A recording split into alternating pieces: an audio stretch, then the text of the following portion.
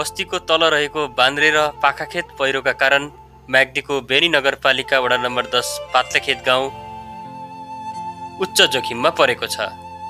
फेदीमा रहेको राउघाट नदीको किनारबाट सुरु भएको पहिरो पात्लेखेत गाउँको नजिकै पुगेको छ। पाखाखेत, ओखरी, ढुङ्गामुनि र पाइजा गाउँको तल्लो बस्तीमा 5 घर विस्थापित भइसकेका छन्। जोखिममा रहेका 65 मध्ये 15 घर विस्थापित हुने अवस्थामा छन्। सयौं रोपनी खेतीयोग्य जमिन र 4 हेक्टर भन्दा बढी सामुदायिक वन पहिरोसँगै बगेको स्थानीयवासी बताउँछन्। खेतबारी र घरको आँगन धाजा फाटेर चिरा परेको छ। पोल्टे परेका घरका पर्खाल चर्किएर भत्कने अवस्थामा छन्। प्रस्तुत छ पात्लेखेतको पहिरोको कारण यसले पारेको असर तथा प्रभाव, विस्थापित र घर जोखिममा परेकाहरूको अवस्था, पहिरो रोकथाम तथा प्रभावितहरूको व्यवस्थापनका लागि भएका पहलको विषयलाई समेटेर तयार पारिएको स्थलगत रिपोर्ट।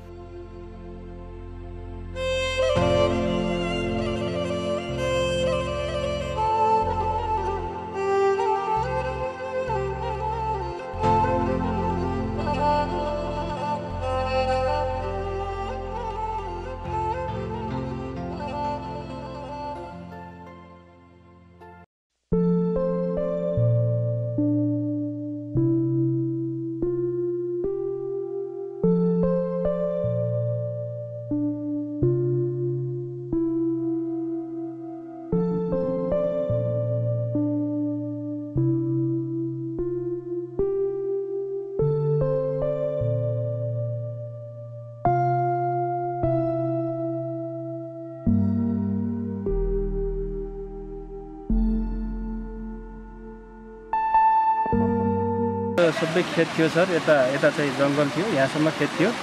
त्यस पछाडि यहाँदेखि उतासम्म सबै हाम्रो खेत हो। हाम्रो दाजुभाइ बुवाहरू 5 दाजुभाइ, त्यसपछि हामी 13 दाजुभाइको सबै यहाँदेखि माथिसम्म यो दुख्ने दिनसम्म सबै हाम्रो धान खेत थियो सर। लगभग एक घर बराबर 10-15 मले धान आउने भनेपछि 5 दाजुभाइका त्यस्तै गरी धेरै 170-80 रोपनी जग्गाहरू हाम्रो यो वन पनि थियो, धान खेत थियो, सबै सिद्धिसक्यो। अब यहाँ सिद्धाइसके पछाडि यो पाखाखेत पहिरो हो। त्यस पछाडि अर्को यो बान्द्रे पहिरो भन्ने एकछिन पछाडि जानेको हुन्छ। त्यो बान्द्रे पहिरोले बारी सबै सिद्धाइसकेको छ सर। त्यस पछाडि बारी सिद्धाएर घरसम्म पुगेको छ। घरमा लगभग नजिकै 15-20 मिटर नजिकमा घरमा पुगिसकेको छ।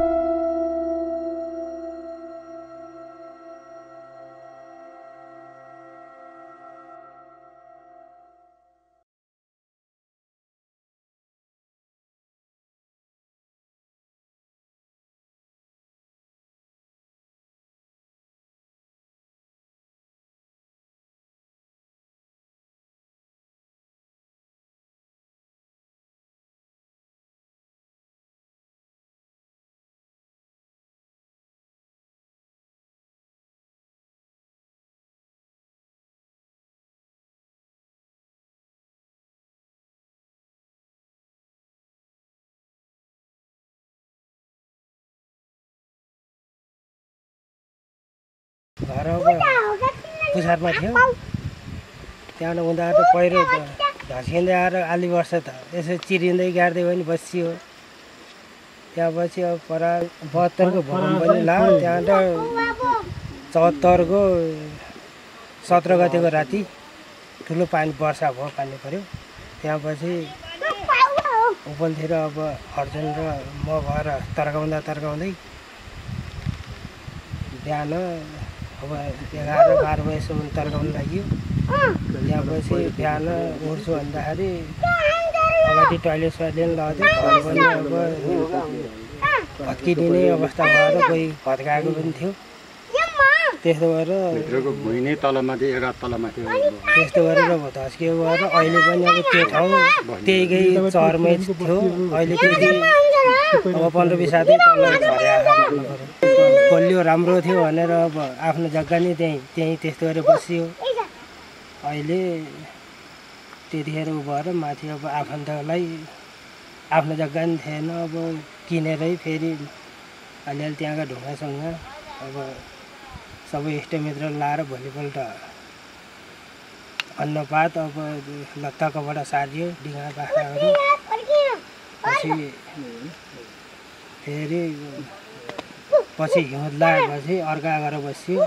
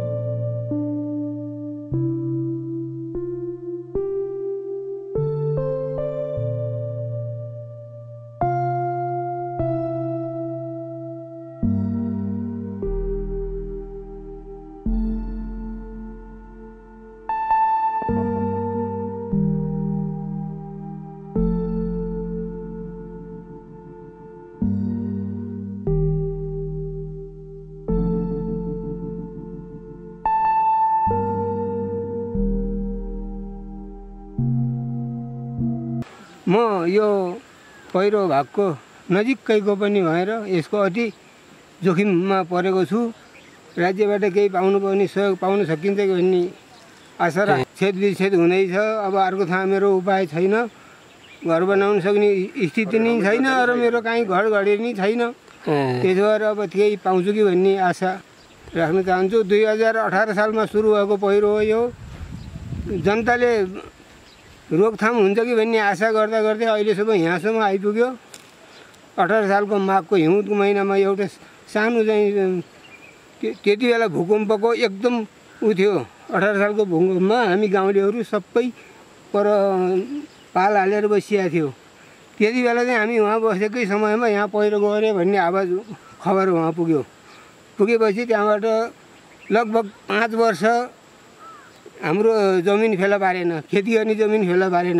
मलाई यतिसम्म थाहा छ। 5 वर्ष 6 वर्ष लाग्दाखेरिबाट जुन जमिन खेती गर्ने जमिन छोएको यो पहिराले अहिलेसम्म त अब अनुमानै लाउन नसक्ने स्थितिमा आइपुगेको छ। त्यसको नजिकैमा म पनि परेर मेरो मित्रहरू यहाँ अरू पनि हुनुहुन्छ।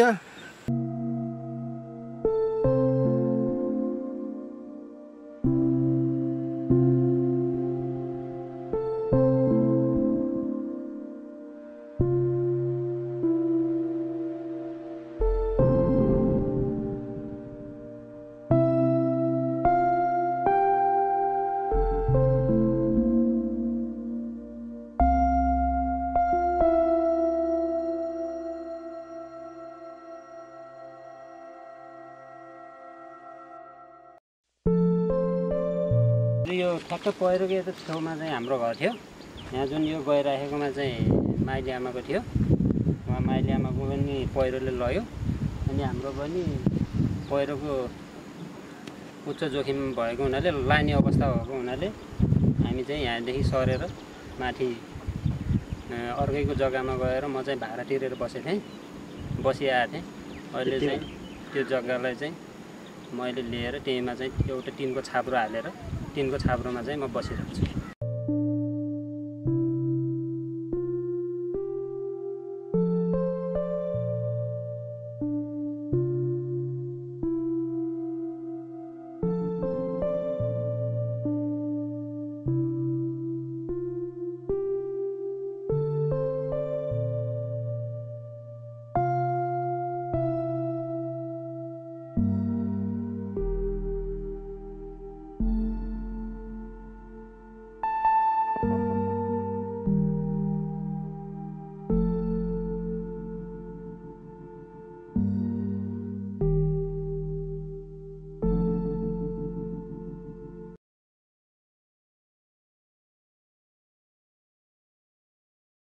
त्यो सालको भूकम्पभन्दा पहिला यो पहिरो सामान्य रूपमा तल तल गइरहेको थियो।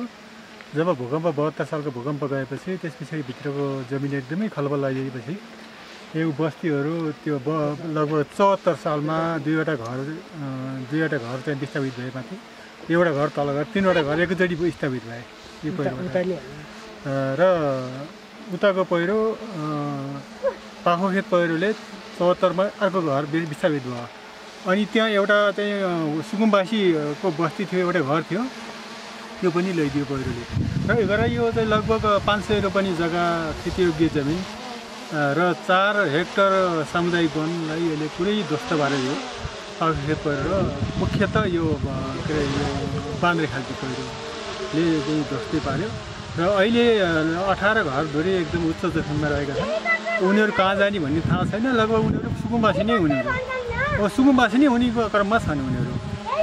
त्यो हुनाले अब सरकारबाट यथोचित मात्रामा उचित रूपमा चाहिँ सक्दो प्रयास गरेर यो बस्तीलाई अर्को ठाउँमा सार्दिएपछि हामी एकदम आभारी हुने थियौँ। हामी जाने काहीँ छैन, हाम्रो जग्गा जमिन पनि काहीँ छैन। त्यो सरकारले यस बारेमा एकदम चासो दिएर बस्ती अर्को ठाउँमा सार्नको लागि र बद्नै सक्ने खालको कोही जग्गा प्रयास गरिदिनु भन्ने हामी चाहिँ पाखोखेतवासी सम्पूर्ण पहिरो पिँढीबाट अनुरोध गर्न चाहन्छौँ। र हामी यो यति मात्रै नभएर 65 घरधुरी लगभग यो पहिरोले अब क्रमशः यसले चाहिँ 65 घरधुरीलाई नै यो खतम पार्दैछ। र यो मात्रै नभएर पाखोखेतको 10 नम्बर वडा यो चाहिँ पछि वाहेतसम्म वल्लो बस्तीसम्म जान सक्ने स्थिति भएको हुनाले सरकारले उचित समयमा उचित निर्णय गरोस् भन्ने हामीले चाहिँ आशा गरेका छौँ। धन्यवाद।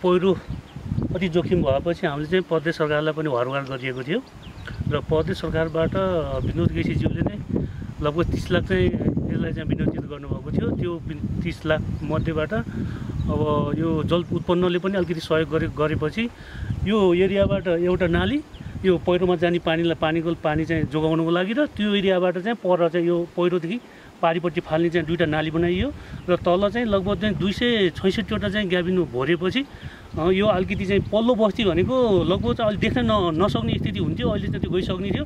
त्यो नाली काट्नको कारण र तल चाहिँ ग्याबिनको कारणले गर्दा अहिले चाहिँ अडिएको छ, तर अहिले लत बोकिराखेको छ बोक्न त। तर चाहिँ त्यसलाई अझै पनि प्रदेश सरकारले अलिकति चाहिँ पहल गर्यो भनेपछि पल्लो बस्ती चाहिँ रोकिने सम्भावना छ। यसको लागि चाहिँ भू संरक्षणबाट यो वल्लो पल्लो दुईटै पहिरोलाई चाहिँ अब धेरै चाहिँ लगभग चाहिँ करोडौँको नै लगभग चाहिँ उपलब्ध भइसकेको छ। जस्तै यो ग्याबिनहरू लगाउने, जस्तै बाँसहरू लगाउने, यस्तो तरिकाले गर्दाखेरि पनि यो चाहिँ रोकिने सम्भावना देखिएन। अहिले चाहिँ लगाएको ग्याबिनहरू सबै गइसक्यो। के अरे भू संरक्षणले चाहिँ धेरै नै गरेको गर्छ यसको लागि।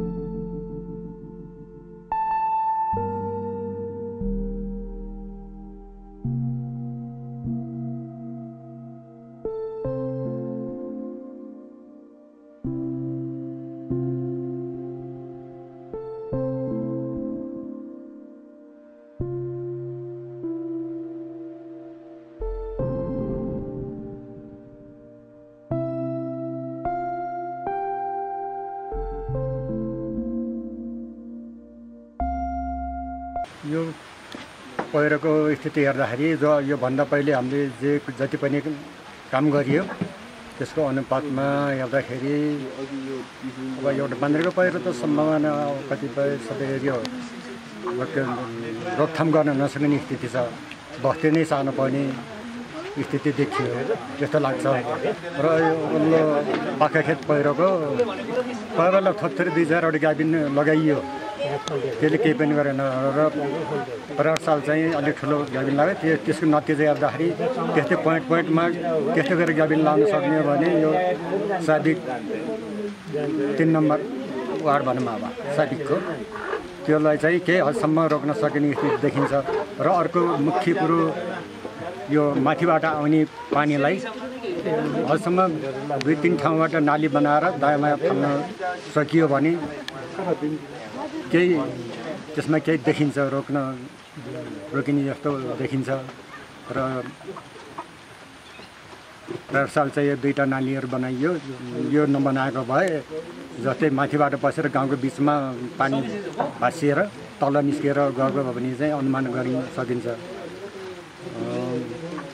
मुख्य कुरो अहिलेको हदसम्म तल चाहिँ ग्याबिन, माथिको नाली विचार गर्नुपर्छ। कहाँ लगेर कसरी फाल्ने भन्ने कुरो अलिक ठुलै योजनाको हुन भएपछि केही हदसम्म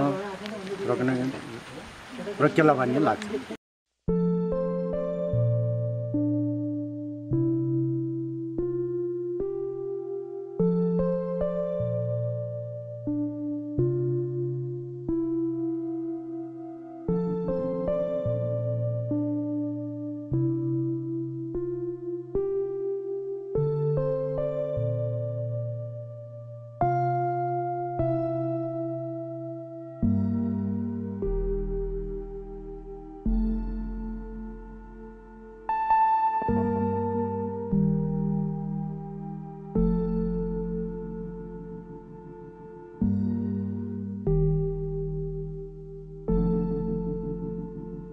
विषयमा हाम्रो चाहिँ नि यहाँभन्दा अगाडि 74 सालमा हाम्रो काठमाडौँदेखि नै भूगोलविद आउनुभयो र उहाँसँग म लगत्तै 2 दिन 3 दिनसम्म यसको निरीक्षण गरियो। निरीक्षण गरेर उहाँहरूले के भन्नुभयो भने अन्तिम लास्टमा उहाँहरूले के भनिदिनु भयो भने यसको चाहिँ नि कुनै रोकथामको उपाय छैन र यसको केही रोकथाम माथिबाट यसो नाली काटेर यसमा पानी पर्नु नदिए केही रोकथाम होला, यदि छैन भने यहाँको बस्ती स्थानान्तरण गर्नुपर्छ भनेर हाम्रो भूगोलविदले भन्नुभयो।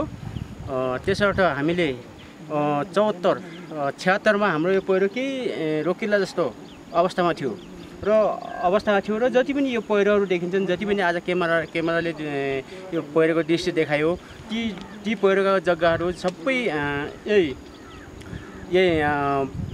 खेतीयोग्य जमिन, महत्त्वपूर्ण खेतीयोग्य जमिन थियो र उहाँहरूको खेतीयोग्य जमिन चाहिँ नि सबै पहिरोले लैदिएपछि उहाँहरूको बस्ती मात्रै रह्यो, बस्ती बाँकी थियो। र अहिले अप्रिल वर्षाले हाम्रो यो पहिरो विस्थापित हाम्रो 65 घरधुरी मध्येमा सबै यो बस्तीभित्र पस्न लाग्दाखेरि हामीले अब यहाँभन्दा अगाडि नै अब 75 सालमा नै हामीले यसको यी विषयमा हामीले केन्द्रसम्म हामीले पहल गरियो, तर त्यसको कुनै सुनवाई भएन। र त्यस कारणले फेरि हाम्रो 65 घरधुरी चाहिँ हामीले विस्थापित 65 घरधुरीलाई हामीले उहाँहरूको नाउँले दियो र उहाँको नाउँले दिएको 65 घरधुरीमा जम्मा हाम्रो 9वटा घरधुरीलाई मात्रै प्राथमिकता पायो। त्यसै अहिले यो 77को यो अप्रिल वर्षाको कारणले गर्दाखेरि हाम्रो यी पहिरोहरू बस्तीमा पस्यो र योभन्दा अगाडि हाम्रो बेनी नगरपालिकाबाट हाम्रो नगर प्रमुख, उपप्रमुख अनि जिल्ला समन्वय समिति उहाँहरू आएर यसलाई प्रशासकीय अधिकृत आएर उहाँले यसो निरीक्षण गर्नुभयो र उहाँले यसलाई चाहिँ नि अब हामीले केन्द्रबाट नै प्रदेश र सङ्घ केन्द्रमा गएर यी कुराहरू हामीले पुर्याउनु छिटोभन्दा छिटो हामी विपदको बैठक राखेर जिल्ला विपदको बैठक राखेर हामी व्यवस्थाको लागि माथि केन्द्रमा कुरा पुर्याउँछौँ, अब त्यसमा चासो दिन्छौँ भन्ने उहाँले भन्नुभयो।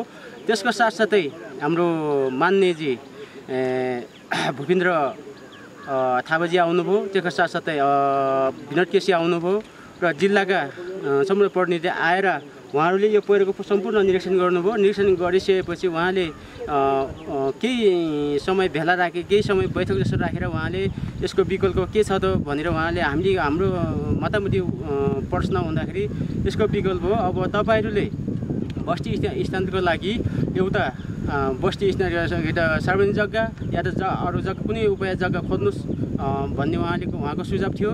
तर हाम्रो यो बेनाबदसमा कुनै यो सार्वजनिक जग्गा छैन नभएको कारणले र हाम्रो सार्वजनिक जग्गा भए तापनि हाम्रो यो वन सामुदायिक वनहरू यी जङ्गलहरू छन्, यी जम्मै पहिरो लाग्ने खालको जङ्गल भएको हुनाले हामीले हाम्रो यो 65 घरधुरी मध्येमा हाम्रो 15 घरधुरी जोखिम अवस्थामा थिए भने अहिलेको यो दिनदिनको अवस्थामा गर्दाखेरि हाम्रो यो जुन यो ओखाडी भन्छ, ओखाडी भन्ने लगभग 20-22 घरधुरी अति जोखिममा छ, जोखिममा छ र यी जोखिम बस्तीलाई प्रदेश सङ्घ केन्द्रले छिटोभन्दा छिटो यो बस्तीलाई बस्ती स्थानान्तरण गरेर यहाँका यी जनतालाई एक ठाउँ बस्ने बासको व्यवस्था तत्काल नै गर्नुपर्ने अवस्था आएको छ है। हामी त्यो जग्गा छनौट गर्नेछौँ र त्यो छनौट गर्दा पनि त्यो चाहिँ बहुमूल्य जग्गा पर्छ। बहुमूल्य जग्गा पर्दाखेरि ती जग्गा हाम्रो यी किसानहरूले यी जो पीडित छन्, यो पहिरो पीडित छन्, उहाँहरूको जग्गा जम्मा पहिरोले खाइदियो र उहाँहरूले जग्गा किनेर बस्नु नसक्ने अवस्था छ। उहाँहरूको अहिलेको बसाइ भन्ने हो भने रात पनि दिन जस्तो छ, दिन पनि रात जस्तो छ। किन रातमा उहाँहरू पहिरोले लान्छ कि भनेर उहाँ नसुतेको अवस्था छ।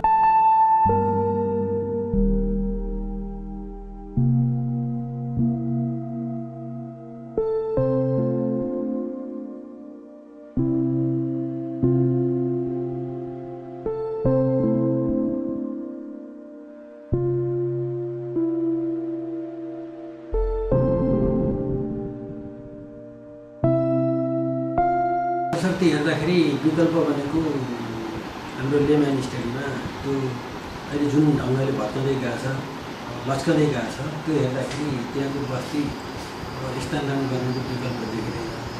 योभन्दा पहिला पनि हामीले राष्ट्रिय पुनर्निर्माण प्राधिकरणमा हामीले चाहिँ एउटा चाहिँ स्टडीको लागि पठाएको थियौँ। पातलेखेत र हाम्रो अर्को एउटा तोराखेत भन्ने भयो र पातलेखेतमा चाहिँ जियोलोजिस्टहरू आएर हेर्नुभयो भन्ने कुरा सुने मैले पछि नै आएँ। र त्यो जियोलोजिस्टले हेर्दाखेरि यसलाई संरक्षण गर्न अब प्राविधिक हिसाबमा पनि सम्भव नभएको भन्ने कुरा उहाँले चाहिँ रिपोर्ट दिनुभयो भन्ने त्यहाँको स्थानीयवासीको पनि कुरा सुने मैले। तर हामीले फेरि कुनै एकपटक चाहिँ राष्ट्रिय प्राधिकरण, पुनर्निर्माण प्राधिकरण, जिल्ला आयोजन कार्यालयबाट कार्यान्वयन विषयबाट र जिल्ला विपद व्यवस्थापन समितिबाट निर्णय गराएर हामीले राष्ट्रिय पुनर्निर्माण प्राधिकरणमा पुनः चाहिँ यसको चाहिँ फाइल स्टडी गरी यो कार्यलाई फेरि अगाडि बढाउन, संरक्षण कार्यलाई अगाडि बढाउनको लागि हामीले अनुरोध गरेका छौँ, पत्र पनि पठाइसकेका छौँ र हामीले चाहिँ कार्यपालिकामा पनि यसलाई महत्त्वका साथ हेरेर हामीले निर्णय गरेका छौँ। र अब कुरा के रह्यो भन्दाखेरि अब तत्कालको संरक्षण भएर पुरानो अवस्थामा त्यहाँको बस्तीहरूलाई जोगाउन सकिन्छ कि सकिन्न भन्ने विषयमा हाम्रो जुन स्थलगत जुन अध्ययन हामीले हेऱ्यौँ, त्यहाँको भ्रमण पनि गऱ्यौँ र त्यहाँको स्थानीयवासीबाट सुन्दाखेरि मलाई लाग्छ अहिले 1 महिनाको अवधिमा फेरि बिचमा अर्कोचोटि पनि गऱ्यौँ, 1 महिनाको अवधिमा झन्डै 5 मिटर जति फेरि थप धसिँदै गएको अवस्था छ। भनेपछि यो बिस्तारै भित्रैदेखि चलिरहेको जस्तो देखिन्छ। त्यसर्थ यसलाई अहिले तत्कालै हाम्रो नगर स्तरीय कार्यक्रमबाट यसलाई सम्बोधन गरेर हामीले संरक्षण गर्न सकिएला जस्तो सम्भव छैन। र उहाँहरूलाई चाहिँ विस्थापित गरेर अन्य ठाउँमा स्थापित गर्नुको निम्ति हामीसँग त्यस्तो खालको जग्गाको अवस्था चाहिँ अहिले नभएको र उहाँले चाहिँ जग्गा किन्न सक्ने स्थिति पनि भर्खर नदेखिएको। यही बिचमा हाम्रो अहिले छलफल जारी छ र अब कुनै निजी जग्गा किनेर सकेसम्म त सरकारले एकै ठाउँमा बस्ती विकास होस् भन्ने चाहन्छ, किनकि धारा, पानी, बिजुली लगायत गर्ने सुविधाहरू पनि उपलब्ध गराउन सजिलो हुने र पातलेखेतको त्यो जग्गाको प्याटर्न हेर्दाखेरि उपयुक्त किसिमको चाहिँ स्तर देखिएको छैन र त्यसको चाहिँ हामीले छलफल चाहिँ अगाडि बढाइरहेको छौँ र बेला बखत यो पातलेखेतले चाहिँ नगरपालिकालाई महत्त्व पाउने गरेको छ।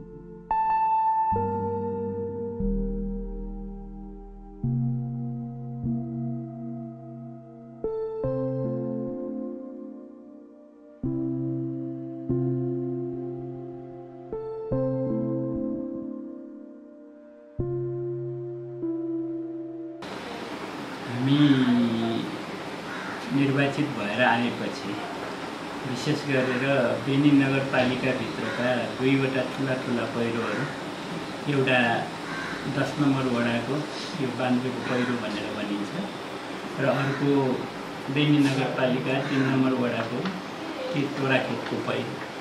यो दुईवटा पहिरोहरू हो। अब टोराखेतको पहिरो अलि अगाडिदेखि नै भएको र त्यहाँको सबै बस्तीका व्यक्तिहरू लगभग विस्थापित भइसक्नु भएको अवस्था छ भनेदेखि बान्द्रेको पहिरोमा यो 74 सालमा जुन किसिमले त्यो पहिरो बढेर गयो, त्यहाँबाट 5-6 घर विस्थापित भएको अवस्था हो र यो अवस्था यस्तो छ भनेर अब यसलाई कसरी रोकथाम गर्न सकिन्छ, यसको के छ उपाय भनेर हामीले केन्द्रीय तहसम्म पनि पत्राचार गर्ने कुराहरू, यसको जानकारी दिने कुराहरू पनि भयो। स्थानीयवासीहरूले पनि धेरै पहल गर्नु भएर केन्द्रबाट तत्कालीन अवस्थामा पनि आएर अध्ययन भएको भन्ने हामीले बुझेको कुराहरू र हामी त्यो समयदेखि, हामी आएदेखिको समयदेखि नै त्यो पहिरोलाई के गर्न सकिन्छ भन्ने हिसाबमा विशेष गरेर 2072 सालको अब जुन यो भूकम्पको कुरा भयो, यो विषयमा राष्ट्रिय पुनर्निर्माण प्राधिकरणका केन्द्रीय सदस्य जुन व्यक्तिमा आएर यहाँ बैठक गर्दाखेरिको अवस्थामा पनि यो पहिरोको बारेमा पुरा जानकारी दिइयो, दुवै पहिरोको, र जानकारी दिएपछि त्यहाँबाट भूगर्भविद पठाउने र त्यसअनुसार त्यसलाई के गर्न सकिन्छ उनीहरूकै रिपोर्टको आधारमा काम गर्ने भन्ने कुराहरू थियो।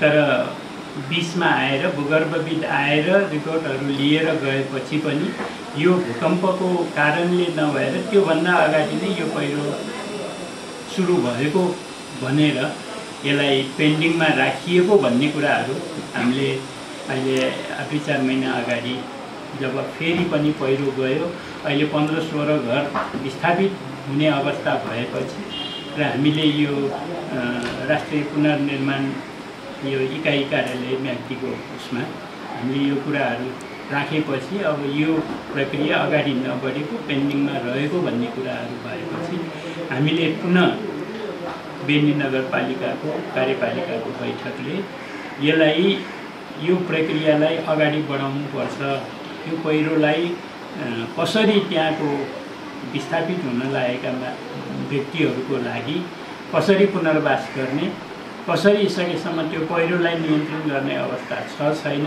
यसको लागि पुनः अध्ययन गर्ने र यसलाई सम्बोधन गर्नुपर्छ भन्ने किसिमले हामीले हाम्रो नगरपालिकाभित्रको दुवै पहिरोको हामीले गरेका छौँ र त्यो विषयमा फेरि पनि नगरपालिकाले यदि यो पुनर्निर्माण प्राधिकरणबाट यो पहिरोको जुन प्रक्रिया हो अगाडि यसलाई लैजाने कुराहरूमा यसलाई पेन्डिङमा राखिएको प्रक्रियाहरू भन्ने कुरा बुझ्नमा आएपछि यदि त्यसो हो भनेदेखि यो राष्ट्रिय विपद प्राधिकरणबाट भए पनि यसलाई सम्बोधन हुनुपर्छ भन्ने हिसाबबाट हामीले नगर कार्यपालिकाको बैठकले निर्णय गरेर जिल्ला विपद व्यवस्थापन समिति मार्फत हामीले त्यो उसलाई अगाडि पठाइएको छ। कसरी हुन्छ उनीहरूलाई बस्ती अर्को ठाउँमा व्यवस्था नगरिकन नहुने अवस्था छ।